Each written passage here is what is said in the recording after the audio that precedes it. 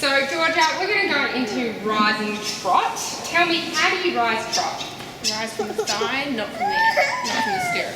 Yes, cool. Which part of your thigh? Yep, cool. What about sitting trot? Which part of the thigh do you use in sitting trot? I haven't thought about it. This part. Cool, okay.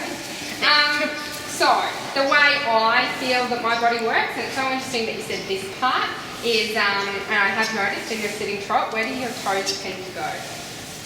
Through the stirrup. Yep, and so it tends to be a little bit like Yeah. this. Yeah. Which means, yeah, and you're gripping with that back part of your leg, which is what most riders do because the back part of our leg is the strongest part. So what I want you to do is just turn everything in, and then do you feel your inner groin muscle kind of getting isolated there? Yeah.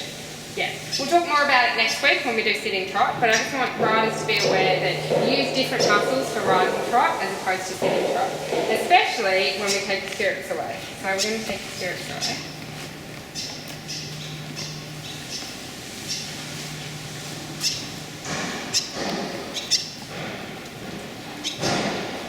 Cool. Okay, so now tell me how you're going to rise. Up here. Yep. So it's pretty much almost your knee and the little muscle above it. And how high are you going to rise? Just to here. Very good. Okay, and how will you know when it's time to rise? When the outside shoulder is going forward, so the leading leg, outside leg. Very good, very good. Okay, so let's go out. Right. Okay, and to make it easier for yourself, especially when you're learning to rise trot without stirrups, I want you to keep the trot slow. So when you're ready, rising trot, and you can keep it slow. Good.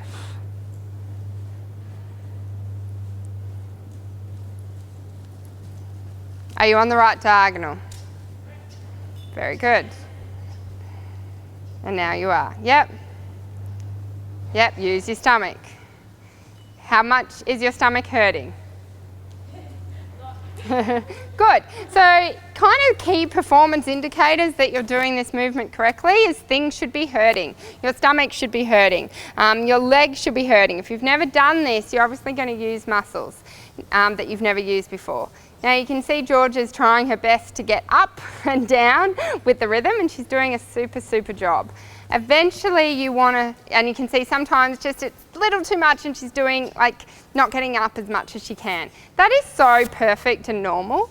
Please don't think when you start doing this rising trot no stirrups that you just do it as if you had stirrups. Yep, do you need a break? Walk? Have a walk. So I always think doing this exercise is like being at the gym. So you wouldn't ask you to do 100 squats because by the 100th squat you'd be sore. It's the same with rising trot. You should do it, and when your form starts to go, when your movement isn't as good as when you started, just have a walk break and start again. So change the rein.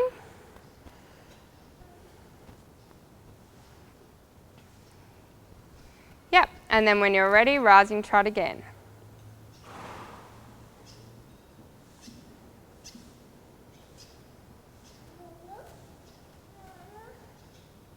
Good.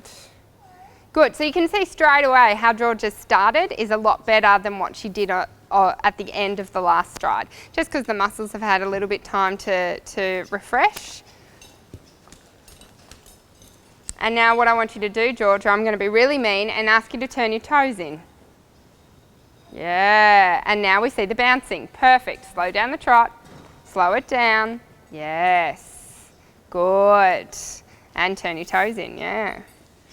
So when you can do it to a certain level of strength, like Georgia is, then you start being mean and start saying, okay, I need you to work the other muscles and turn your toes in and keep your hands still and keep your elbows in and keep your head up and all these other things about the position and have a walk again.